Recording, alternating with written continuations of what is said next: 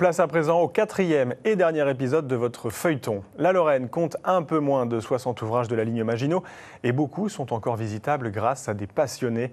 On recense de nombreuses associations dont les membres passent une grande partie de leur temps libre à partager leur savoir et transmettre la mémoire des soldats qui ont servi dans les forts. Benoît Bourg avec Tiffany Niederlander.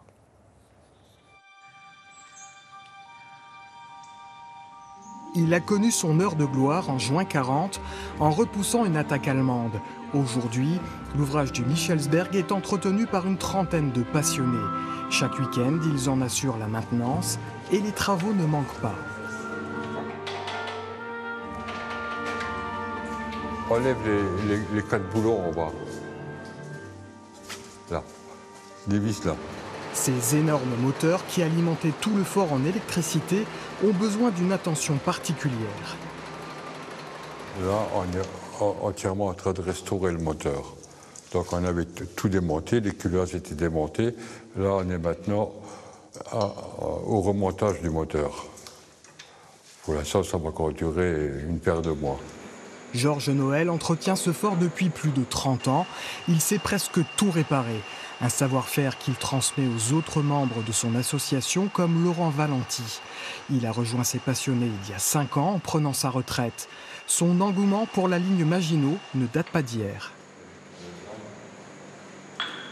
J'habitais près de Villerue et il y avait aussi des blocs de combat et tout ça. Donc on allait les visiter en tant que gamin, quoi, je veux dire. Et puis ça m'a plu et puis après je suis revenu dans l'association avec mon fils, quoi. Je fais pas mal de peinture parce que j'aime bien ça aussi, repeindre le moteur qu'on a vu tout à l'heure, un petit peu d'électricité, placer des câbles, faire plein de choses comme ça, du nettoyage aussi parce qu'il en faut. Cette association fait vivre l'ouvrage depuis plus de 30 ans sans aucune subvention. Tous les travaux sont donc réalisés par les bénévoles. Voilà, là il faut qu'on regarde cet hiver. J'ai vu qu'il y a de l'eau et puis la peinture qui commence à se décoller là-haut. Si on exécutait les travaux par des entreprises privées, le coût serait démesuré. Donc c'est vrai qu'on va maîtriser les coûts grâce à l'intervention des bénévoles. Et à côté de ça, on va essayer de solliciter que ce soit les élus ou même des dons privés. À moins de 10 km, le Fort aux Fresques vit lui aussi grâce à une association d'une trentaine de membres. Chaque année, les visiteurs sont invités à se plonger dans le quotidien des hommes qui servaient l'ouvrage. Un week-end de reconstitution qui demande une grande préparation.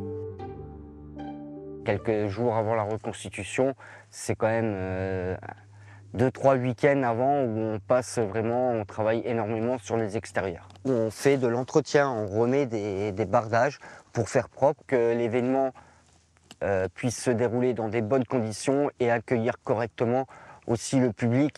Ces dernières années, plusieurs sites ont été victimes de pillages, d'autres ont même disparu. Mais grâce à l'implication de dizaines de passionnés, certains ouvrages n'ont pas sombré dans l'oubli et demeurent préservés.